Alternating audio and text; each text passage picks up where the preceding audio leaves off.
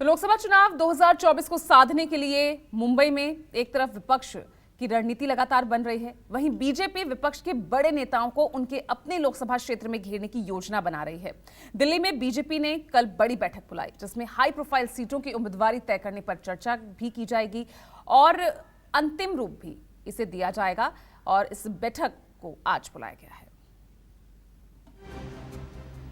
एक तरफ विपक्ष का गठबंधन सज रहा है, मुद्दे तय हो रहे हैं, लोकसभा चुनाव में मोदी और एनडीए को घेरने की योजना बन रही है, तो बीजेपी भी 2024 के लिए अपनी रणनीति को अंतिम रूप दे रही है, वो भी खास रणनीति के तहत। बीजेपी अपनी कमजोर सीटों पर समय से पहले ही उम्मीदवार तय कर लेगी। इसमें रणनीति ये है कि इंडिया गठबंधन के तमाम बड़े नेताओं के खिलाफ 2-3 महीने के अंदर उम्मीदवारों का ऐलान कर दिया जाएगा, ताकि उम्मीदवारों को तैयारी के लिए ज्यादा समय मिल सके। बीजेपी सबसे पहले इंडिया गठबंधन के तमाम दिग्गज नेताओं की सीटों पर अपने उम्मीदवारों का ऐलान करेगी। दरअसल 2019 में अमेठी की जीत से उत्साहित बीजेपी को लगता है कि अगर उसके उम्मीदवारों को इंडिया गठबंधन के दिग्गजों के सामने चुनावी तैयारी का मौका मिलेगा तो दिग्गजों को हराया जा सकता है। 1 सितंबर को बीजेपी मुख्यालय में होने वाली बैठक में कमजोर सीटों को जीतने की रणनीति पर मंथन होगा।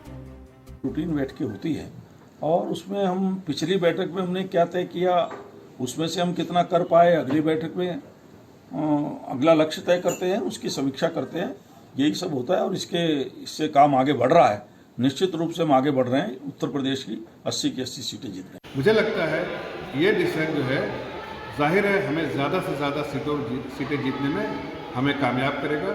और कुछ ऐसे बड़े लोग जो पहले नहीं जो बार बार जीतते हैं तो विपक्षी पार्टी में, उनको भी हराने का पूरा समय मिलेगा, पूरे प्रयास मिलेगा और अच्छे से इलेक्शन लड़के उन्हें भी हराएंगे।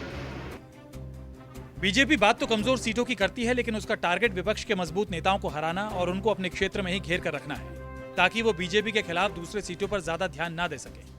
फिलहाल जो तैयारी है उसमें बीजेपी के निशाने पर शरद पवार, सुप्रिया सुले, लल्लन सिंह, राहुल गांधी, सोनिया गांधी, फारूक अब्दुल्ला, असदुद्दीन ओवैसी, अखिलेश यादव और उनके परिवार से जुड़े लोग समेत कई हाई प्रोफाइल नेताओं की सीट शामिल है। बीजेपी के नेता ये दावा कर रहे हैं कि इंडिया गठबंधन का कोई भविष्य नहीं है, ये बैठक करते रहें, इंडिया गठबंधन के बैनर तले एक होकर चुनाव लड़ें, लेकिन इसका कोई फायदा नहीं मिलेगा। विपक्षी एकता जुगाड़ का जमघट है, जिसका सियासी पनघट तक पहुंचना नामुमकिन है।